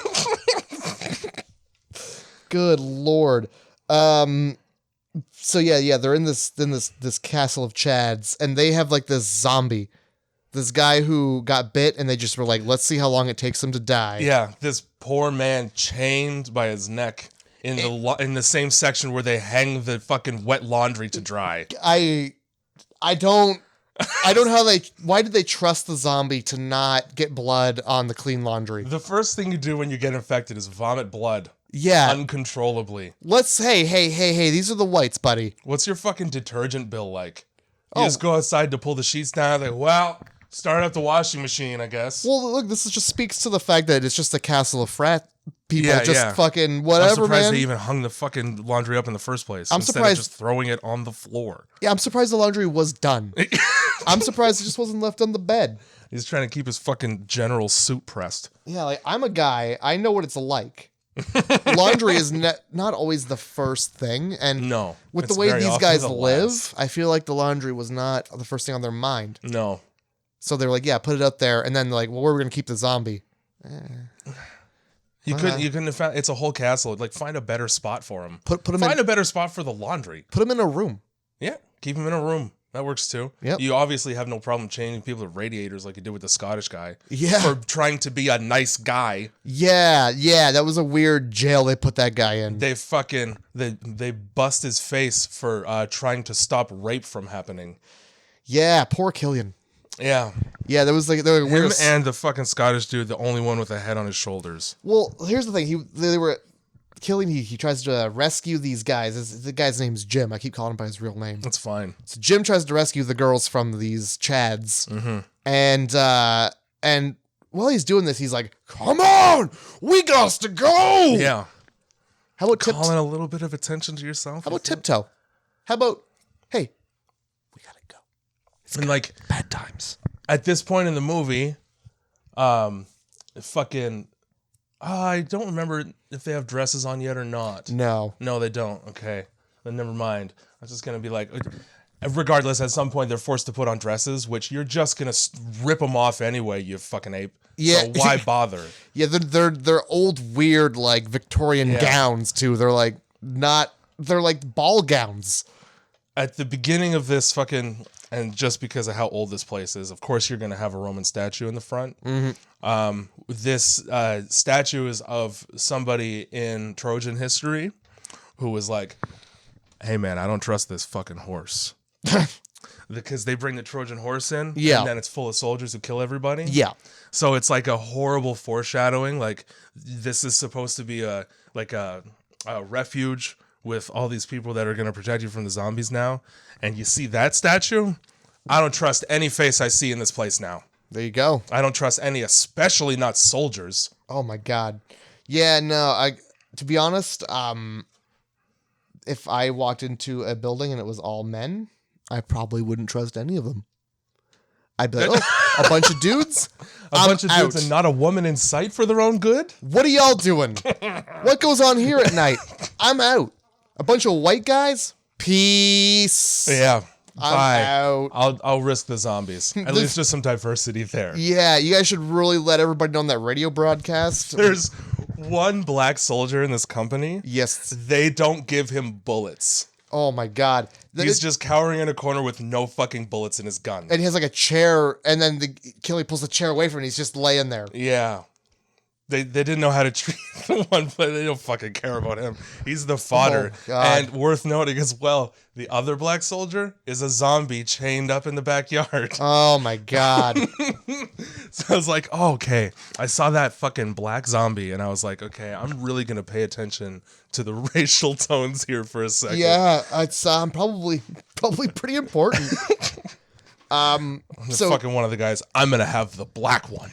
Oh my God. Yeah, I had a cringe at that sentence. Yeah.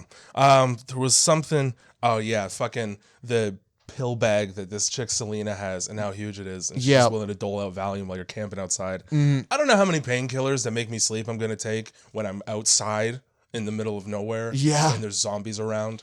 I don't care about your horses galloping, and I might want to keep my wits about me a little. Yeah, yeah. Give one to the Hannah, the daughter. She's not going to be defending herself well anyway. Well, she gets a couple during this film. Yeah. She gets right towards the end.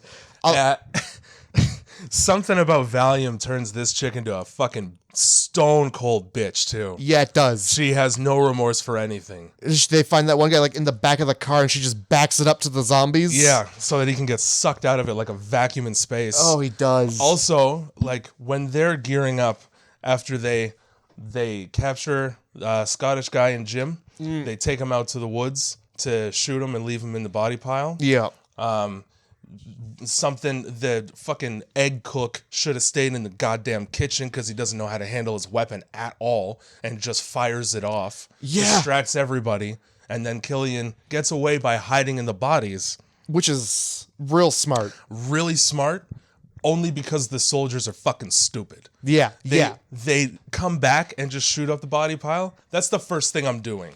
How far can this guy run with his hands bound? You're right. To be honest, I would definitely scan the body pile to look for him. That's the first. The only mildly shirtless guy in the whole thing? Oh, you mean the only living thing in that pile of bodies? Yeah, with the green shirt. The dude covering his face and cowering? Oh, yeah, there he is. Oh, good. Bop, bop. I like that that's all it took. Like, him being marched out into this pile to be murdered so that he doesn't stand in the way of these hillbillies doing whatever they want. Yeah. To women. Yeah. To defenseless women. So they march him out to this pile, and then he becomes Rambo. He fucking right away. Takes two seconds of like looking, you're just looking down the barrel of a gun, and all of a sudden, Rambo. He gets knocked down while they're walking, and then he stands up and just stares the dude pointing a gun in his face right in his eyes. Yeah. And it's like at that moment you're like, oh, I fucked up here. Yeah. Whoops. I had better kill this man. Yeah, and it was like all of his training had just kicked right in. The fucking Russian sleeper activation word is whoops. I fired the gun by mistake. That'd be the worst sleeper agent, by the way. Whoops. You just like you drop a plate. Whoops. And just knife right through the heart. Immediately. One shot.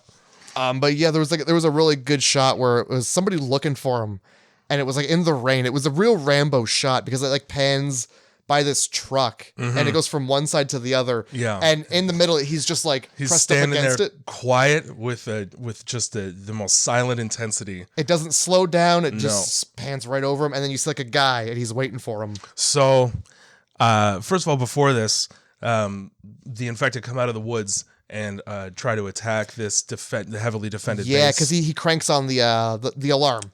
That's afterward. But the scene during dinner as well. Yes. And so all the soldiers, and this is where I thought, okay, they must be military because they like went into form right away. Yeah. So maybe they have some training. Either way, they're scumbags. They probably only survived because they killed everybody else in the company. Yeah, that's the kind of feeling I got. They were like, just. Oh, you're not interested in raping? Well, we're gonna take you out to the body pile then. So get interested in it. It was like a mutiny, I think they call it. Yeah. I didn't know zombies love the smell of eggs.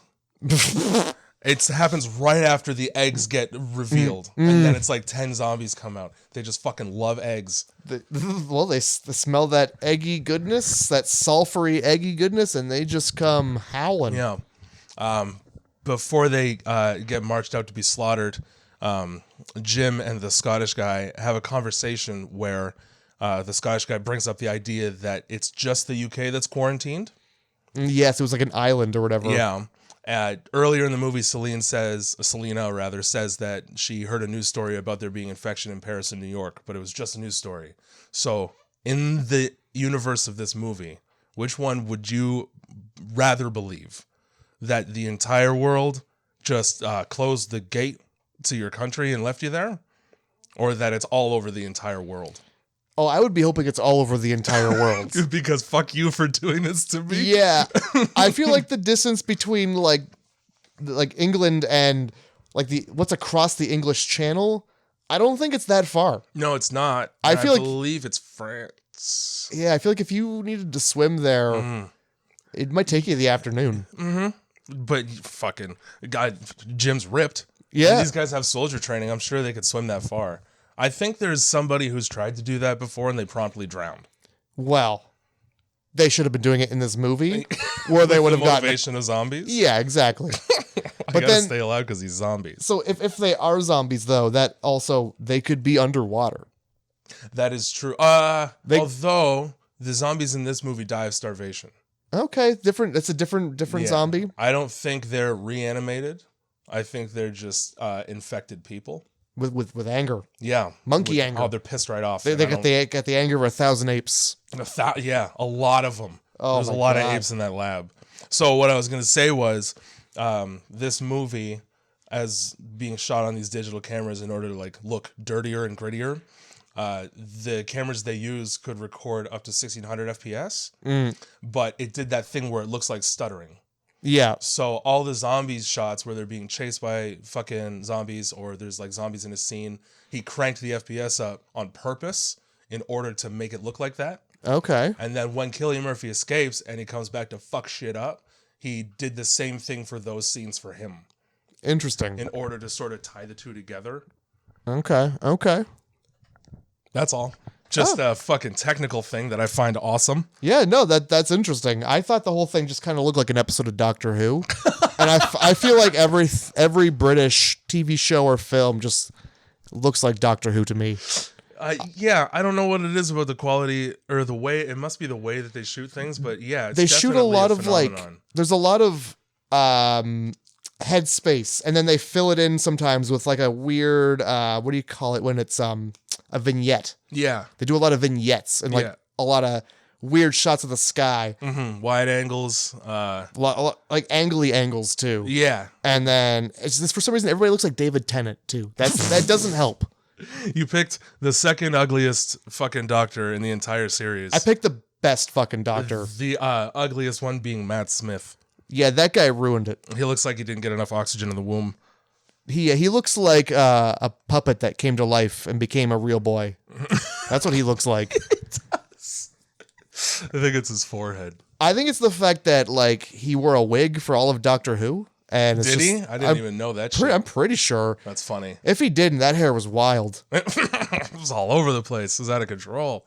Oh. In order to prepare for this horrible rape that's going to happen, Selena gives Hannah a bunch of these pills, and she becomes the most like defeatist, nihilistic woman on the planet.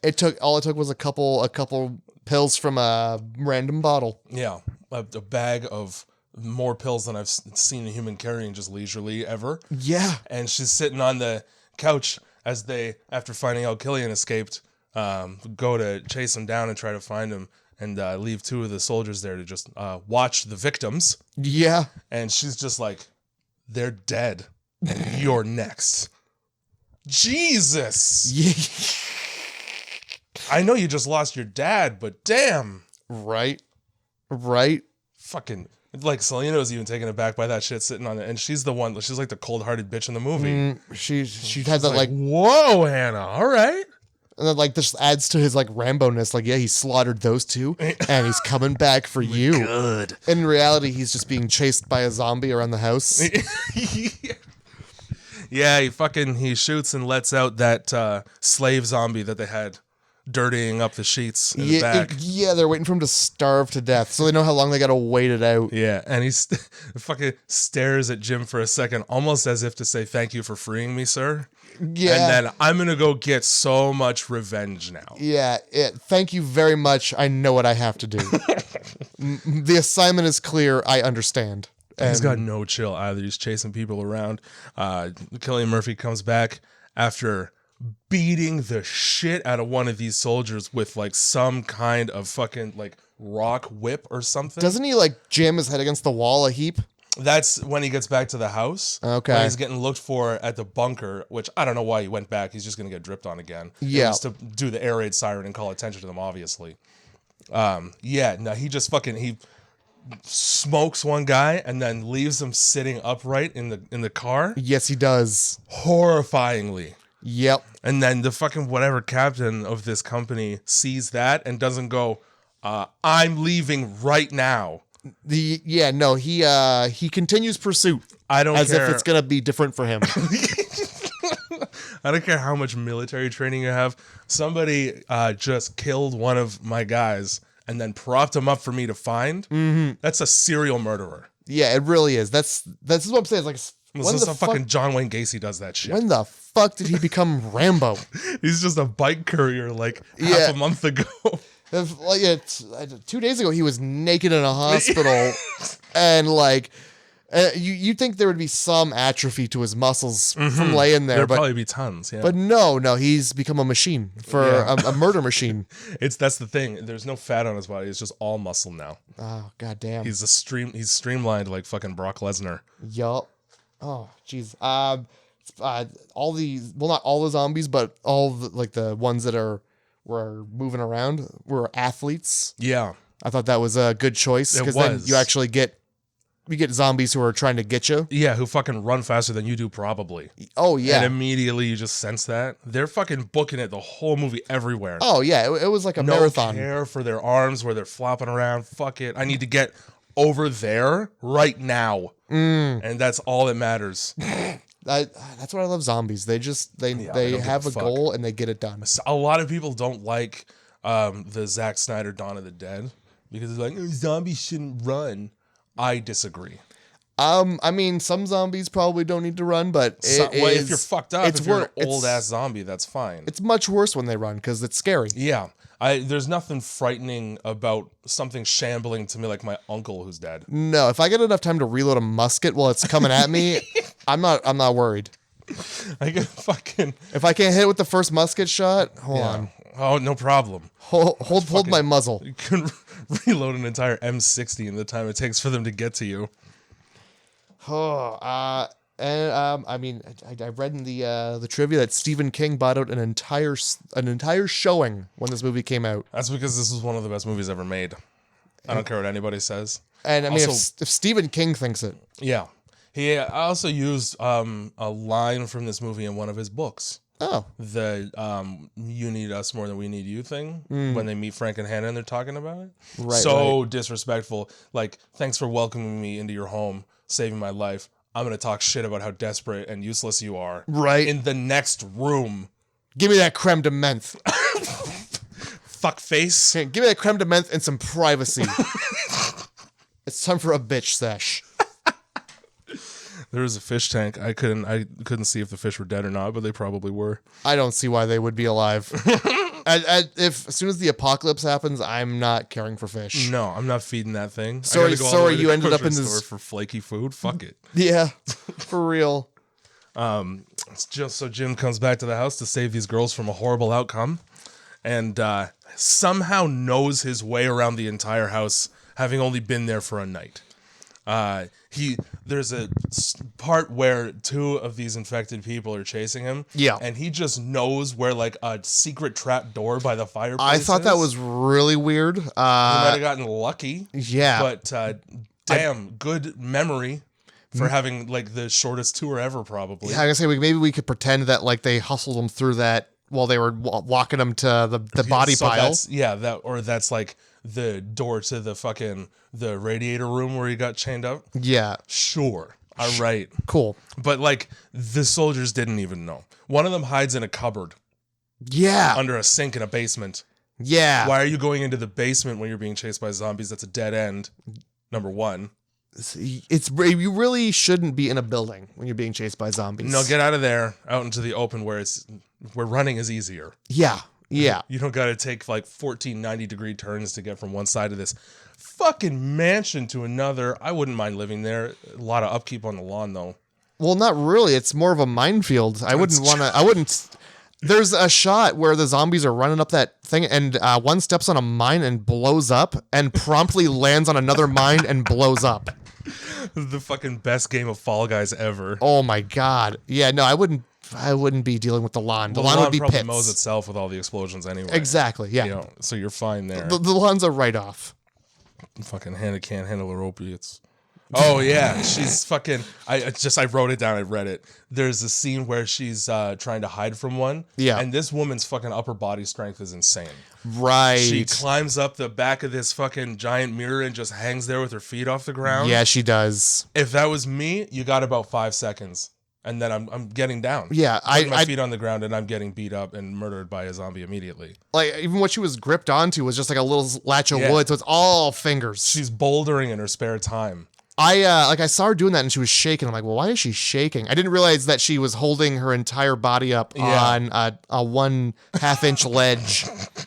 Super impressive. Yeah, the chick's got chin ups for days. The fact that the mirror didn't like spin too, because it looked like it's one of those big I mirrors thought the same. So her balance, and her calisthenics training. Holy fuck! And what's Frank teaching this woman? That zombie takes a good hard look in the mirror too. In his life, he doesn't like what he sees. Yeah, he's like, oh man, what have I become? All this rage is... it's eating me up inside, literally. I gotta go shit somewhere. And then he goes. Fuck's sake. So yeah, that happens.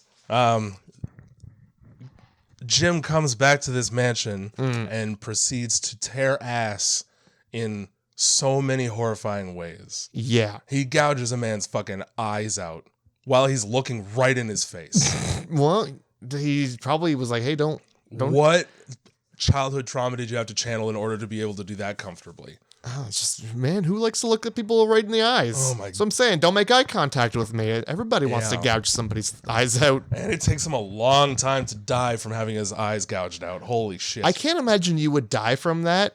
What I'm thinking is he got his thumbs all the way into the brain.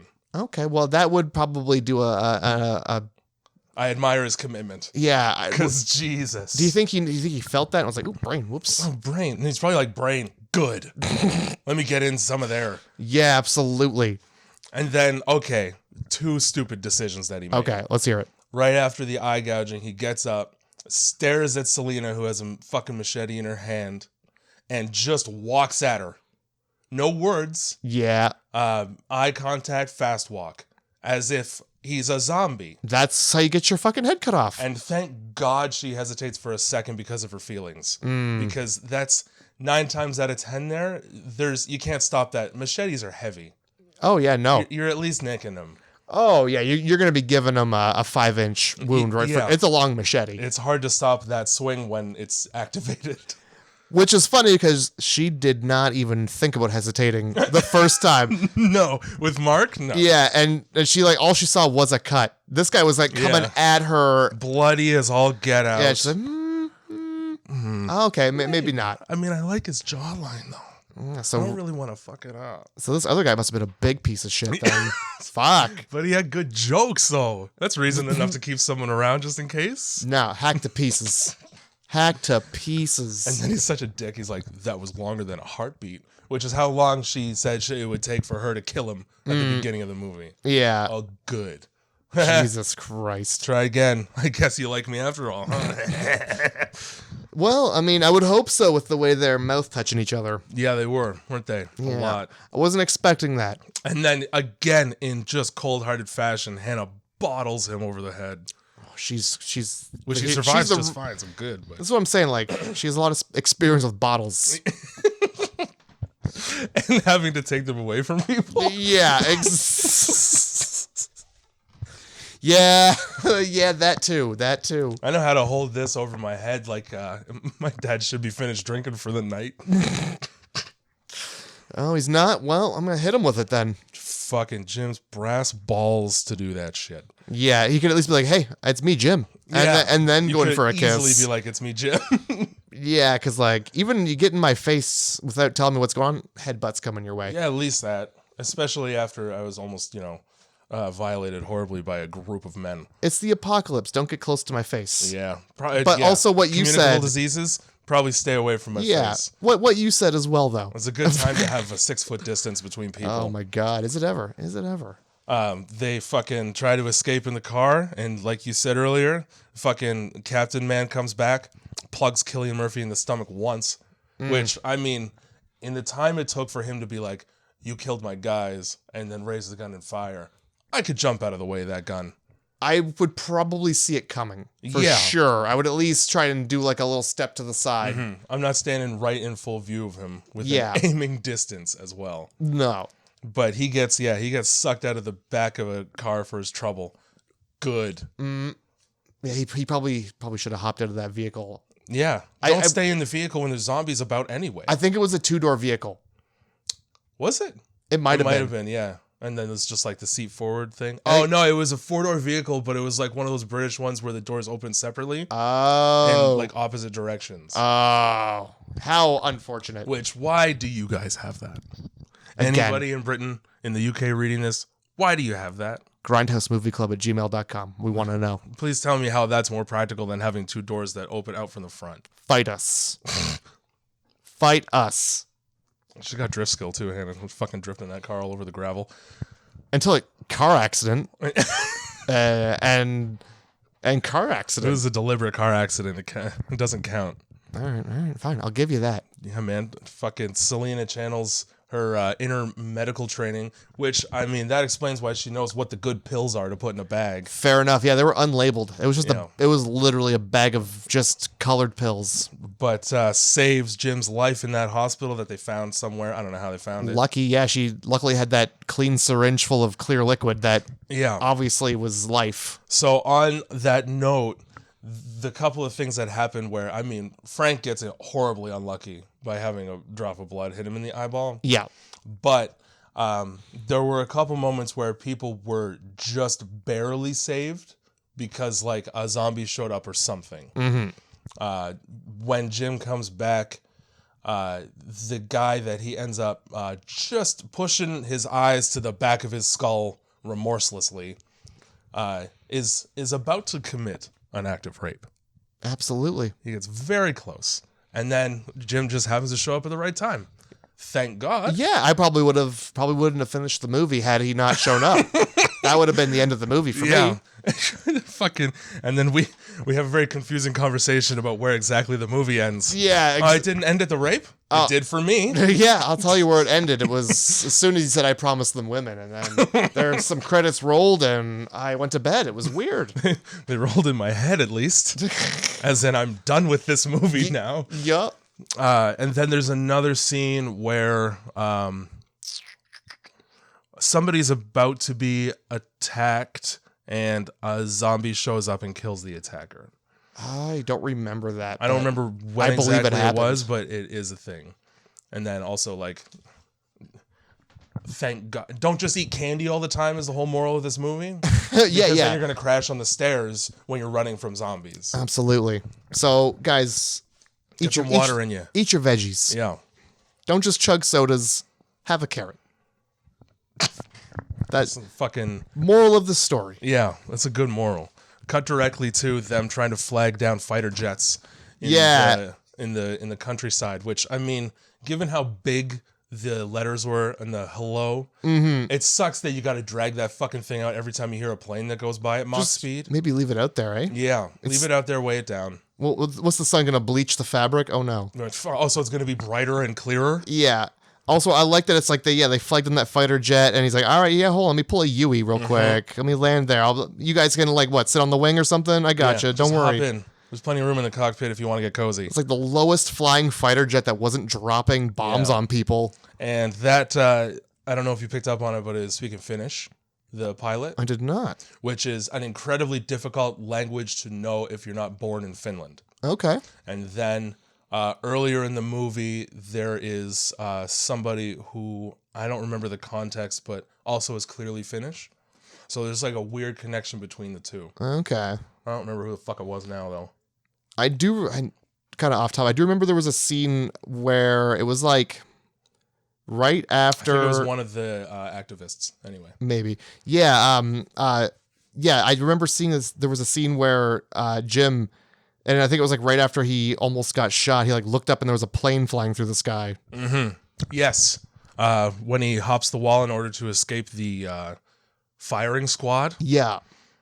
And so, yeah, that's why I asked if you liked the Quarantine of the Global Theory better, because clearly, like, it still could be either. Yeah. Because there could, still be planes flying fine. But yeah, that's like a revolutionary moment that he has. Yeah. There's It's not, oh shit, there is something more than this terrible situation we're in. Yeah, for real. And that's what I'm saying. Swim the channel, buddy. That's why he became Rambo. Yeah. Little did you know, optimism turns you into fucking Arnold Schwarzenegger. Well, maybe we should all be looking on the brighter side of life and then lifting 1,000 pounds. I'm going to enter a strongman competition. I'm going to see a motivational poster. I'm just like, oh yeah, I got this. Sick. Hang in there. I'm going to thumb some eyes out and lift a pound. We got there this. There should have been, you know, like the picture of the fucking, like the cat hanging off of the clothesline. Yeah. There should have been that poster on the wall in the room where Hannah was hiding behind the mirror. There you go. And she just looks to the side and sees hanging there. And yeah. I knew it. I got this. You're right. Thank you, poster, for the strength. It's like Popeye taking spinach. Oh my God. Yeah. What did you think of the movie? You got a rating? I fucking love that movie. I'm giving that shit a 9 out of 10. 9 out of 10? Okay. The only reason why I lost points is because that stupid diner scene that made no sense. Yeah. Don't go in the Fair diner, enough. dickhead. Yeah. Who are you helping? Just for a cheeseburger? Really? You can't just make one? You got all those groceries. Yeah. You know what? Like, honestly... Do portobello mushrooms instead. I'm still blown away that he thought there was going to be fresh burgers, anything in there. Do you think it's been stocked in the last 28 days? You've been naked. Take a look at the outside of the diner. Yeah. Everything in there is about as fresh as the outside of that diner. Yeah, look around you. If it's not beef jerky, you can't have it. Also, I kind of wish they would have killed and eaten one of the horses that they saw, because that would have been funny to me. I mean, that would have been a plan. Yeah. You probably would have been a good plan. There's tons of meat right there for days. Yep. We don't even need to go to the bunker and one of us dies and we almost get molested. Yeah, likely you probably don't even ask permission. They're horses. Yeah, it'd be fine. You got a car, run one down. Yeah, exactly. Throw a saddle on it so it thinks it's, you know, a regular horse, and then just horse it out, you know? Yep. How about you? Okay. What would you rate this movie at and why? Well, you know what? For zombie movie, it was good, given that it was like before everything became zombies. Yeah. Also, one of the first movies ever to be shot entirely digitally, because I think it came out in 2001, and that technology was like just emerging. Yeah. Non-film cameras were like barely accessible to people at that time. I don't remember when I got mine, but it wasn't until fucking high school, I don't think. Oh yeah, I remember getting mine and I had the tapes for a long time. Yeah. I think I was in college when I got a camera with a hard drive in it. Yeah. But I think, you know what? I'll give it an 8. Nice. I'm gonna give it an 8. Zombies aren't my favorite thing, but I did like this one. Yeah. Well, I wanted to pick one that wasn't like traditional zombie shit that sucks. Yeah, no, you got a good one. And that list is pretty fucking short, to be honest. You got George Romero and you got some like satellite zombie movies that are also good, but there's not really a whole lot. Yeah, it's rough to come up with an original concept for zombies because I feel like at this point it's been done. It's a pigeonhole. It is. You're stuck with zombies unless you find a way to innovate them like this. Yeah, it was like the only thing that was keeping like the zombie scene alive were like, you know, like scene kids who were like, oh, zombies and dinosaurs, rawr. And Jack Skellington. Oh my God, and Jack Skellington. And yeah, black and gray stripes for some reason. And zombies. Yeah. But yeah, I'll give it an 8. It was good. I liked it. Had some good original concepts in it. Had some funny moments. Had some gave me a chuckle. Really, like, ironically, like the heaviest, most serious movie so far. I still like the idea that it takes 28 days for it just to be just zombies chasing rats. And it's the fact that they just like run out of things to chase, like, well, rats, I guess. Yep. We got to chase something to stay fit. Just thinking about that, just like everything breaks down, society's done. It's zombies and rats. So that was clearly like, and I can't remember, did they come from the front or the back, these zombies, when they're in the tunnel? They came from behind them because they I think they climbed over all the cars. So you didn't see a single fucking living zombie while you're driving through the first half of that tunnel, number one? Yeah. Also, real. you don't see those rats? They must have been way far back. Maybe it was like they were like 2 blocks behind them. Yeah. That's about how long it took them to catch up, it seems, given how fast they run. Yeah, it totally happens after they drive over everything because she's fixing the under the car. Shitload of noise, and then Yeah, and the wave of rats just washes over like sewer water. Which is what rats hang out in all the time. Oh, fun fact, rats don't have anuses. So when they poop, it just comes right out. And it just, sometimes they're just moving and they're pooping. So they just have like a wide open hole? Correct. That's horrifying. Nothing's keeping that poop in. Yeah, and Hannah had her mouth wide open when she was yelling about those rats. So that's not great. So if it's rats, close your mouth. That's what I'm saying. Yeah, I think that's the whole point of this movie. If it's rats, just close your mouth. Absolutely. If it's 28 days later, maybe stay in the hospital. The safest place, obviously. Yeah. You got fucking vending machines busted wide open. You're fine for a while. You were there for 28 days? Yeah.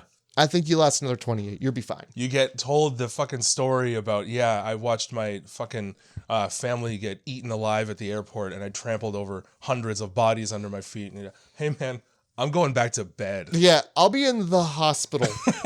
Peace. Where the good drugs are. Oh my God. For real though. I mean, you tell me there's not a scene where he busts open one medicine cabinet? Yeah, I mean, one medicine cabinet. He's like, oh, this is my chance. No one's around. Right? I'm gonna have You left me naked. This is payment. Yeah, absolutely. I want restitution for my penis being on display. Any other survivor just walks by and says, oh. Yikes. I don't know. Hey, buddy. I don't know if that's big enough for me to save. Your penis is out. Wake up. Oh, so is it my turn to pick? It is your turn to pick. I'm all right. I got two in mind. Can either go the sci-fi route, or I think I might have an idea for a movie you might not have seen. It might be a new one. Regardless, what I'll say is, given the tone of this one, go with the one that's funnier. Oh man, we're watching Cube. We're gonna start right nice and just QB with Cube 1. Oh, Cube. We are watching Cube. Oh shit. Yup. I don't remember if I like or fucking despise that movie. Oh dude, that movie's so good. If you don't know Cube, you're about to learn Cube next week. Yeah. So get QB. Yeah, you're gonna get good in QB. Honestly, it might be on Amazon Prime. I think it might be. If you can't find it, find it. It's so good. Do find it. I think my favorite one, and I have seen it. It's been quite a while, but my favorite one is probably the third in that series because there are 3. There are, and the third one, without getting into too much of the movie, a guy's skin falls off his bones while he's alive. It certainly does, and that's amazing to me. It's a great movie. We're gonna work our way through the Cube movies. Hopefully, fucking Cube 1 is good. I don't remember. They're all good. They're all good. All good. Well, noted. Every single ice cream shop in town, they're all good. So join us next week for another episode where we watch the Cube and ramble for almost 2 hours. Holy. All right. Is it? Oh, shit. Whoops. All right. Good. We did a podcast. Our bad, guys. Whoopsie. I talk a lot when there's movies I like. Yeah, right? I didn't even write. I put my book down like 30 minutes ago. That was that.